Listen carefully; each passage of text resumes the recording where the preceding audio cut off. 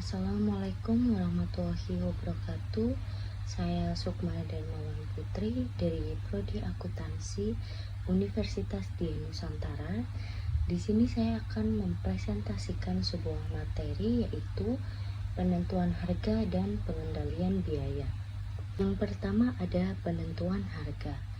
Harga merupakan suatu nilai tukar yang bisa disamakan dengan uang atau barang untuk manfaat yang didapatkan dari barang jasa bagi seseorang atau kelompok di waktu tertentu dan di tempat tertentu. Harga bersifat fleksibel, artinya dapat berubah dengan cepat. Keputusan penentuan harga jual merupakan penentuan harga jual barang atau jasa yang dihasilkan suatu perusahaan untuk periode jangka pendek. Penentuan harga jual dianggap suatu keputusan yang sangat penting karena bukan saja menyangkut aspek pemasaran dan keuangan, melainkan menyangkut semua aspek kegiatan perusahaan.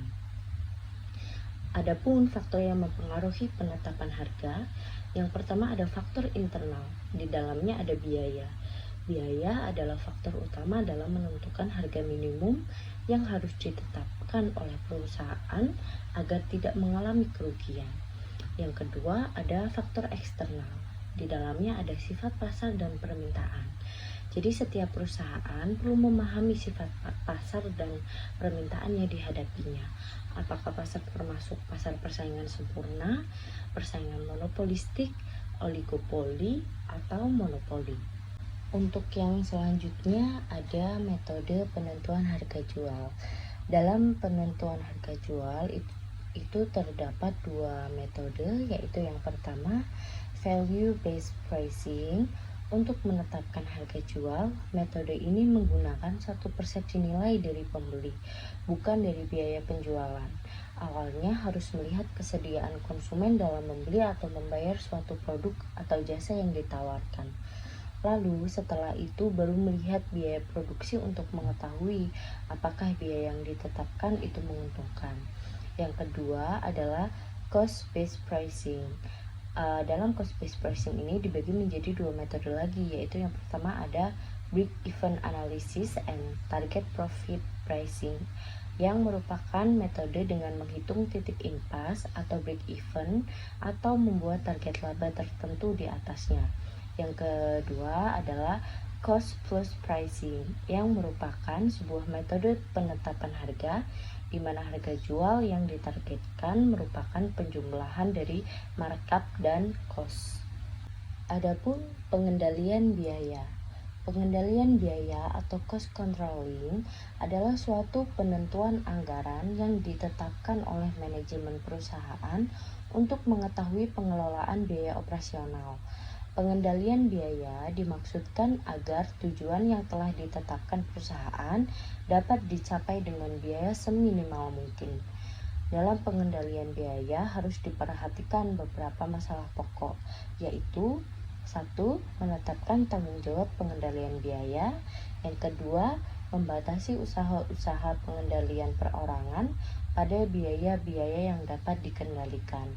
Yang ketiga, laporan pelaksanaan orang-orang yang bersangkutan. Adapun tujuan pengendalian biaya yaitu yang pertama, mencegah terjadinya pemborosan biaya. Dengan adanya pengendalian biaya, maka pemborosan biaya dapat dicegah dan efisiensi yang diharapkan dapat tercapai. Yang kedua, untuk menilai prestasi manajemen. Dalam melaksanakan fungsinya, manajemen dapat dinilai dan dievaluasi dengan pengendalian biaya. Yang ketiga yaitu mendorong ditaatinya kebijakan yang telah ditetapkan.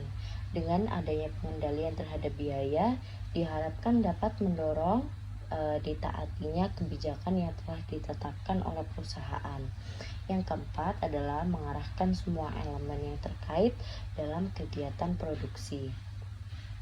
Pengendalian biaya ini diharapkan dapat mengarahkan semua elemen yang terkait dalam kegiatan produksi. Cara pengendalian biaya adalah sebagai berikut. Yang pertama, dengan menggunakan akuntansi pertanggungjawaban. Yang kedua, menggunakan jumlah biaya yang telah ditetapkan sebelumnya atau biaya standar dan menyusun anggaran biaya. Dengan biaya standar dan anggaran biaya, maka biaya dapat dikontrol, sehingga biaya dapat dikendalikan.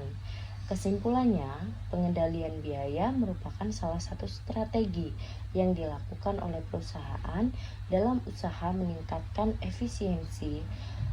Dengan pengendalian biaya, perusahaan dapat berjalan dengan sesuai yang direncanakan, serta dapat menjalankan visi dan misi dengan baik.